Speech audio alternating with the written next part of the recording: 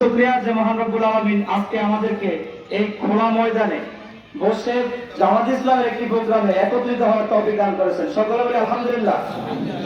তো আমার আলোচনা লম্বা আলোচনা করার সুযোগ নেই। আমাদের সম্মানিত আলোচক জনাব মাওলানা আব্দুল কুদ্দুস সিদ্দিকী সাহেব, যাকে আপনারা অনেক দিন ধরে চিনেন, আমাদের সম্মানিত আলোচক উপস্থিত হয়ে গেছেন। এছাড়া মেহমান চলে আসবেন। শুধু আমি এতটুকু বলবো, এই রমজান আজকে এত সম্মানিত কেন? আপনি যদি প্রশ্ন করেন রমজানকে, হে রমাদান তুমি এত সম্মানিত কেন? অন্যান্য মাসে একটা আমল করলে একটা সওয়াব, এই রমজান মাসে একটা করলে কয়টা সওয়াব? তো রমজানকে জিজ্ঞেস করার পর রমজান উত্তর দিচ্ছে, শাহরু রমাদান আল্লাযী উনজিলা ফীহিল কুরআন, এই মাসে কোরআন নাযিল হয়েছে, এই কারণে আমার এত মর্যাদা।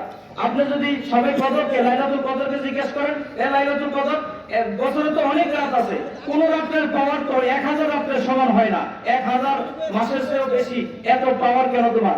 এবার লাইলাতুল কদর উত্তর দেয়, ইন্না আনজালনাহু ফি লাইলাতিল কদর, কারণ আমার এই রাত্রিতে, লাইলাতুল কদরের রাত্রিতে কোরআন নাযিল হয়েছে। তাহলে কোরআন নাযিল হওয়ার মাস হওয়ার কারণে রমজানের মর্যাদা বেড়ে গেল, কোরআন নাযিল হওয়ার দিন রাত্রি হওয়ার কারণে লাইলাতুল কদরের মর্যাদা বেড়ে গেল।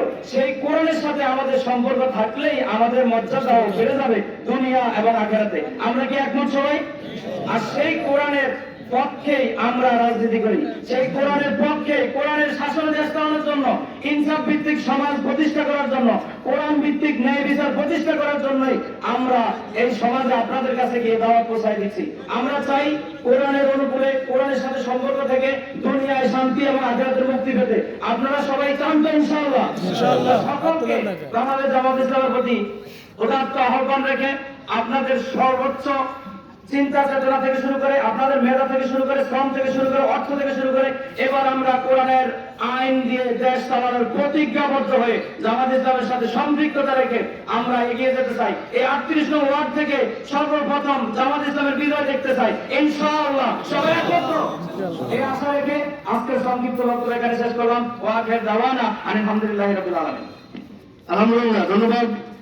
আমাদের এই 38 নম্বর ওয়ার্ড থেকেই যেন জামাতের পতাকা উত্তোলন হয়, বাংলাদেশে যেন ইসলাম প্রচার হয়, এই 38 নম্বর ওয়ার্ড থেকে আমরা এই আশাবাদ ব্যক্ত করছি। সম্মানিত বন্ধুগণ, এখন আপনাদের সম্মুখে কোরআন এবং হাদিসের আলোকে আলোচনা পেশ করবেন সারা বাংলাদেশের আন্দোলন সৃষ্টিকারী